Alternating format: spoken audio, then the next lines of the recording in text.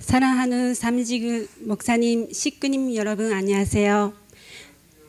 저는 충남교 전안교회 36만상 한일가정 노인호 집사님의 아내 노은서라고 합니다. 오늘은 남편 노인호 씨의 칭찬을 하려고 이 자리에 섰습니다. 만약에 1년 전이라면 저는 남편의 흉을 보면서 나의 고생을 들어달라고 서 있었겠죠. 왜 1년 만에 남편에 대한 마음이 180도 달라졌을까? 저도 정말 이런 날이 올 줄이야 정말 신기하고 궁금합니다. 그래서 남편의 칭찬을 하기 전에 먼저 그 1년을 뒤돌아보려고 합니다. 저는 25년 동안 4남매를 키우면서 오로지 참부모님을 위해 우리 가족을 위해 라는 마음으로 교회 일과 봉사활동을 정말 열심히 해왔습니다. 얼마나 열심히 해왔냐면 미술 치료를 받았을 때 저는 제 바로 위에 교회를 그렸고 남편을 제 아래 그렸습니다. 미술 치료 선생님이 교회하고 결혼했냐고 물었던 적도 있었습니다.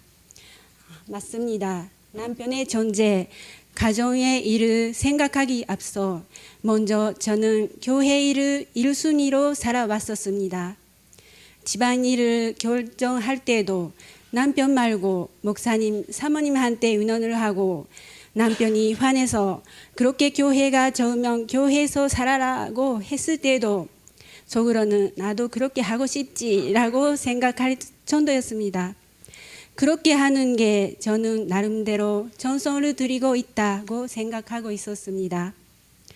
그런데 세월이 지날수록 나의 신앙 성장은커녕 스트레스만 쌓였다가 병까지 오고 말았습니다. 결국 남편과 아이들에게는 교회는 엄마가 가는 곳이라는 인식을 심어주게 되었고 예배도 저하고 한두 명의 아이만 가게 되었고 코로나로 인한 온라인으로 예배를 드리는 날에도 가족 6명 중 저 혼자만 화면 앞에 앉아 있었습니다. 교회에서 예배를 드리는 날처럼 많은 식구님들과 심정 교류를 하는 것도 아니고 집에서 동그러니 혼자 예배를 드리니 그럼 연속되자 그런 나의 모습이 너무나 저량해 보이고 무엇 때문에 이렇게 있지? 라는 생각과 지금까지 제가 잘못 살아왔나 보다, 아이들도 잘 못 키웠나 보다 라는 생각에 매일매일 눈물을 흘리며 시간을 보냈습니다. 그때쯤 옥윤호 대교구장님께서 전안교회에 오셨고 새벽 군덕회 예배 설교 시간에 교구장님께서 본인의 가정 이야기를 자주 하시니 처음에 왜 그러실까라고 생각을 했었습니다. 그러나 점점 부부, 가족이 하나가 되려고 노력하시고 교구장님과 사모님께서 자주 소통을 하시는 모습을 보게 되면서 실제로 이런 가정을 보니 신기했고 보기 좋지만 우리 가정과는 아주 거리가 먼 모습이라 그냥 2세 가정이라서 그러나 보다 좋겠다라고만 생각하고 있었습니다. 계속 우울하고 정성도 기도도 못 드린 심정 상태였던 저는 먼저 무거워진 우리 집 전체를 보일 거 안 보일 거 모두 싹 다 깨끗이 지웠습니다. 새로운 출발을 하고 싶은 마음에 1년 전 3월 달에 신방을 신청했습니다. 내외분께서 바로 신방하러 우리 집 앞에 오셨지만 신방을 반대했던 남편이 현관문을 열면 바로 보이는 거실에서 계속 자고 있는 상태였습니다. 교구자님과 사모님이 억지로 들어가면 실례가 되겠다고 하시며 근처 카페로 가서 상담과 기도를 해주셨습니다. 하지만 그 이후에도 무거운 집안 부인기가 계속되었습니다. 다시 한번 용기를 내 교구자님께 우리 집 안에 들어오시고 반 전체 선별만이라도 해주세요 라고 다시 신방을 요청했고 첫 신방 날에부터 4개월 만에 어렵게 집 안으로 모시게 되었습니다. 그 신방의 날 교구자님과 사모님께서 우리 가정 재탄생을 위한 도미노의 출발점을 찾아 언제 툭 건드려 주셨는지 신방 후 산산도 못하는 기적들이 계속해서 일어났습니다. 하나는 지금도 교회를 반대하고 있는 일본 엄마한테 갑자기 전화가 와서 일본 아빠가 5개월 전에 돌아가셨는데 줄 수 있는 우산을 하나도 없다고 연락을 받았습니다. 하지만 그 후 담나 종합복지센터 법률 상담사를 통해 일부나마 유산을 받을 수 있게 되었습니다. 그리고 그 돈을 남편 몰래 어떻게 쓸까 고민 중이던 저한테 교구자님께서 남편을 무시하지 말라. 부부는 어떤 경우에도 하나가 되어야 하니 남편하고 꼭 의논을 하고 사용하라고 조언해 주셨습니다. 헌금하라는 게 아니라 생각지도 않는 관점에서 조언을 해주시니 놀라우면서도 마음속으로는 왠지 감사함이 올라왔습니다. 그 후 말씀대로 남편에게 의논을 하니 남편은 그 돈으로 아파트 대출금을 갚고 싶다고 하였습니다. 남편의 나이 75세까지 매월 갚아야 했던 빚을 다 상환했고 남편은 그 나머지를 저한테 주며 쓰고 싶은 곳에 쓰라고 마음을 써주셨습니다. 그리고 또 하나는 제가 파킨슨병 치료 중이다고 교구자님께 보고를 드렸더니 그 자리에서 바로 강력한 기도를 해주시고 그날부터 매일 효정 건강 답법을 30분씩 하게 되었는데 그 전선 시간이 되면 교구자님 말씀하셨던 남편을 무시하지 말라는 내용이 자꾸 떠올라 계속 생각하게 되었습니다. 그러다가 어느 날 모든 가정 문제는 제가 남편을 무시해왔기 때문이었다는 것을 가슴 깊이 깨닫게 되어 회개의 눈물을 멈추지 않았습니다. 교회를 안 가는 남편의 말과 생각을 믿을 수 없고 따라하기 싫어서 남편하고 의논 안 하고 제 멋대로 결정하는 자신을 바라보게 되었습니다. 저의 그런 행동이 나는 돈 버는 기계냐고 말하게 만들었고 또 교회와 참부모님을 부정적으로 생각하게 만들고 아이들이 보든 말든 밥 먹듯 부부싸움을 하다가 아빠와 아이들의 사이에 큰 벽을 만들어버리고 그리고 제가 계속 큰 충격과 스트레스를 줘서 술, 담배를 하게 하고 거기에다가 심근경색으로 쓰러지기도 하고 문제의 발달이 모두 남편 때문이 아닌 다 제 탓이었고 크게 싸울 때마다 남편이 외쳤던 당신이 나를 악하게 만들었어 라는 말은 정말 맞는 말이었고 그 말을 인정하게 되었습니다. 참부모님과 목사님들이 늘 교회 남편과 함께 와야 한다고 하셨지만 오히려 내 마음 아무도 몰라 하면서 계속 일어나는 문제들을 남편 탓으로 돌려 피해 왔었다는 것을 이제야 이해가 되고 그때 노력했더라면 이라는 회개도 하게 되었습니다. 여보, 제가 정말 미안했어요. 얘들아, 엄마가 정말 미안했어. 이렇게 큰 깨달음을 얻는 그날 저는 제 자신과 3가지 약속을 했습니다. 몇 번이나 포기하려고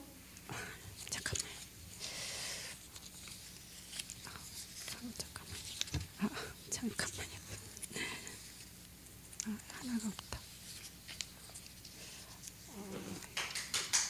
이렇게 큰 깨달음을 얻은 그날 저는 제 자신과 3가지 약속을 했습니다. 그 다음에 잠깐만요. 잠시만. 네, 그 3가지는요. 남편을 늘 생각하자. 작은 일이라도 화낼 수도 있는 일이라도 남편한테 용기를 내서 꼭 인원을 하자. 그리고 가족 6명 다 모이는 주말에는 가족과 의논을 해서 일정을 조절하자입니다. 지금까지 해본 적이 없는 일이지만 평생 약속을 지켜야죠. 장부모님이 주신 소중한 가족들한테 더 이상 상처를 주고 싶지 않아서요. 기적은 이게 끝이 아닙니다. 이번에는 시작조차 못했던 전복가정 활동을 하기 시작되었는데 하루 종일 근무하면서 활동하기가 너무 힘들었고 어려웠고 교통사고까지 나서 몇 번이나 포기하려고 했습니다. 하지만 그럴 때마다 선교사분들이 힘을 주고 도와주시고 효정 봉헌서까지 선물을 해주시면서 많은 분들의 협조 덕분에 전복 입적의 조건을 충족하게 되었습니다. 그러나 아직 교회 일에 부정적이었던 남편이 한 달에 2번이나 연차를 못 낸다고 했었는데 전설을 드리며 당신이랑 꼭 행사에 참석하고 싶고 오래오래 같이 행복하게 살고 싶다는 저의 간절한 부탁을 남편이 들어주셔서 10월 10일 무사히 전복 대축제에 참석하여 전복 입적을 하게 되었습니다. 이렇게 영계에서는 얼마나 급했는지 대교구자님의 신방 후 2달 반 만에 제 마음과 눈의 방향을 남편한테 가도록 180도 교정해 주시고 전복 입적 후에는 제가 죽기 전에 한 번이라도 이루어졌으면 했던 남편하고 손잡고 매주 예배에 참석하기와 우리 서로 축복을 잘 받았다고 장부모님께 감사의 경배를 드리기라는 나의 소원을 하늘 부모님과 장부모님께서 바로 이루어지게 해주셨습니다. 이제 남편의 칭찬을 해야 되겠습니다. 전복 입적 후 바로 전년퇴직을 한 남편은 29년도간 3교대 근무를 하면서 지각을 한 번도 해본 적이 없는 아주 성실한 분이십니다. 지금은 틈틈이 자원봉사를 지원해서 봉사를 즐기고 있고 매일 아침 저녁에는 저를 차에 태워 출퇴근 시켜줍니다. 그리고 집 청소, 설거지, 빨래, 옷 정리, 밥 짓기, 정말 맛있는 밑반찬 만들기, 아이들 학교 행사 챙겨주기, 그리고 고양이와 놀아주기까지 제가 부탁하지 않았는데도 매일매일 불평 불만 하나도 없이 스스로 해줍니다. 그리고 지난번 효정 증거를 위한 원고를 준비하고 있었는데 고구마를 맛있게 쪄주고 우유와 함께 챙겨주었고 요즘도 커피, 과일 등 알아서 챙겨줍니다. 그리고 아이들한테도 먼저 다가가 자연스럽게 말을 걸어주거나 문자, 전화를 하니 아이들도 아빠와 함께하고 대화하는 시간이 많아졌고 서로가 마음이 동하기 시작했습니다. 지난 설날 때에는 우리 아이들이 태어나서 처음으로 가족 윷놀이 대회를 했고 처음으로 가족 6명 다 같이 히히하하 웃으며 새해를 맞이하게 되었습니다. 그리고 매주 일요일이 되면 남편이 먼저 교회 가자고 하며 가끔 아이들도 아빠 따라 같이 예배 드리게 되고 이번 달 초에는 처음으로 우리 부부가 나란히 앉아 같이 체온 체크 봉사를 하였습니다. 요즘은 우리 부부가 싸운 날보다 둘이서 사소한 일로 웃는 날이 많아졌고 제가 힘들어 보일 때는 위로를 해주고 제 손을 잡고 기도를 해줍니다. 아이들도 요즘 아빠는 항상 웃는 모습이고 뭔가 좋은 기운을 자주 느껴서 너무 좋아 라고 합니다. 이런 일들은 여기 계시는 많은 남편 아빠들께서는 이런 거 남자라면 당연히 하는 일이 아니야 라고 하시며 이미 참사랑을 실천하고 계시는 분들이 많으시겠지만 우리 가족한테는 모두가 새로운 일들이고 이제 가족을 통해서 얻은 행복이라는 게 이런 느낌이었다는 것을 하나하나 간직하고 쌓아가면서 하늘 부모님과 참 부모님이 원하시는 행복한 축복 가정을 만들기 시작했다고 생각하고 있습니다. 이렇게 우리 가정을 정말 사랑하고 지켜주고 계시는 하늘 부모님, 참 부모님, 일본 아빠를 비롯한 선한 조사님들께 진심으로 감사드리고, 가정 출발 때부터 기도를 해주신 이기성 원장님, 사모님, 그리고 지구자님, 대교구자님을 중심한 모든 목회자 내외분들과 식구님들, 특히 제가 힘들 때마다 함께 웃어주고 힘 되어주는 우리 30만상 선교사분들을 정말 감사드립니다. 이렇게 보니 하나님께서 제가 버틸 수 있게 엄청 많은 분들을 저한테 보내주셨더라고요. 저의 행동을 보며 마음 아파하면서도 늘 함께 계시고 지켜주셨던 하늘 부모님, 참 부모님의 존재를 실감하게 되었습니다. 그리고 제가 이렇게 깨달을 때까지 25년이나 긴 세월 동안 언어, 문화, 가치관의 큰 차이 속에서도 오로지 우리 가족들을 지키기 위해 참고 기다려주신 남편께 진심으로 감사드립니다. 앞으로는 우리 가정을 보고 많은 가족들이 우리 가정교회를 찾아올 수 있도록 남편을 늘 존중하고 작은 일부터 의논을 하면서 남편과 늘 웃으며 영원히 행복하게 살겠습니다. 마지막으로 지난 세 번 맞이 가족 초청 예배를 후 대교구자님께 보낸 소감을 읽겠습니다. 대교구자님, 오늘은 귀한 자리를 마련해 주셔서 감사드립니다. 오늘 남편한테는 말 안 하고 준비했다가 대선전에서 주보 식순을 보여주며 저 앞에 잠깐 나가야 되니까 혼자 앉아 계세요 라고 앞자리로 이동하고 남편한테 서프라이즈 고백을 한 것이었습니다. 다 끝나고 교구자님이 남편 옆에 가라고 하셔서 가봤더니 남편이 울고 계셨어요.